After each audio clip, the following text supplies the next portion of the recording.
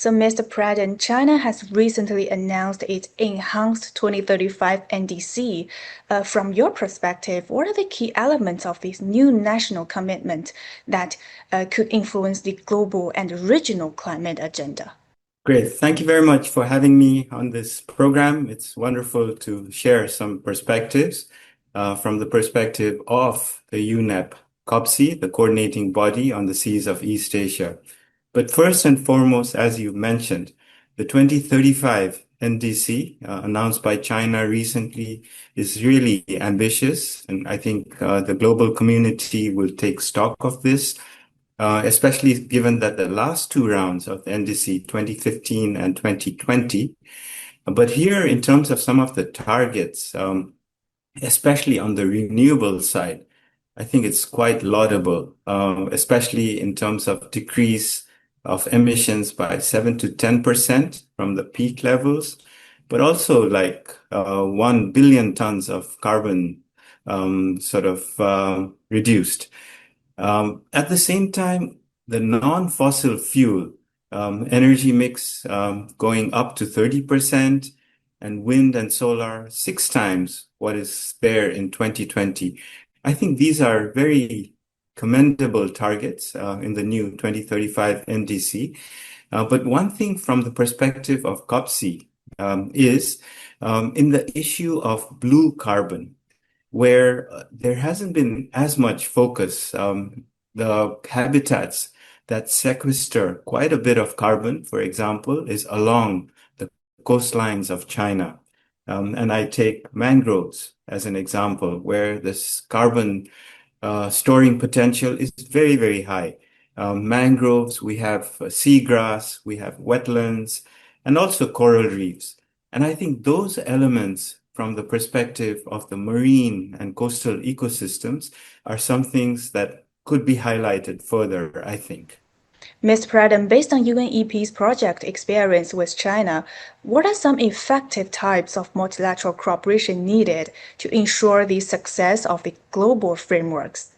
Great. Great that you touched on sort of the second pillar of what we call the triple planetary crises. We looked at climate change, but the Kunming-Montreal Global Biodiversity Framework looks at biodiversity loss, and this was adopted at the end of 2022. Huge targets, 23 global targets. But again, I think in this context of multilateralism, the example perhaps of COPSI, the coordinating body on the seas of East Asia, which brings 9 countries together, including China, as well as 7 ASEAN countries and the Republic of Korea. And this is part of what is called the Regional Seas Program, which started 2 years after UNEP was established, 1974. So last year, we actually celebrated 50 years of the Regional Seas Program. But this multilateralism effort, where we bring countries together to discuss issues, challenges, and also solutions, is really important.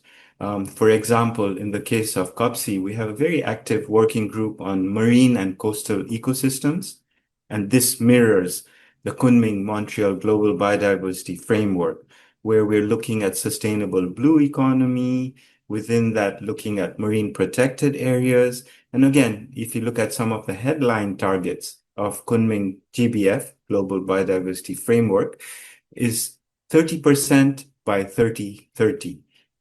So how do we achieve these targets is something that this working group under COPSI is working on as part of this multilateral effort.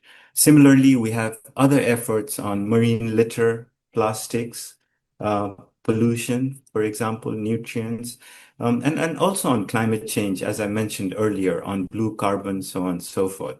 Mr. Pradhan, looking at common challenges faced by many countries now, do you think China's experience could offer a useful reference point for others in the global south? Definitely. I think China's investment in terms of South-South collaboration with the Belt and Road, with many other initiatives, is quite remarkable, especially on capacity building for developing countries. I am aware of the China ASEAN Center on Environment, where there are lots of different efforts on collaboration. And here again, with this triple planetary crises and how we can build capacity to address these challenges of climate change, the challenges of biodiversity loss, and the challenges of pollution, I think is really important.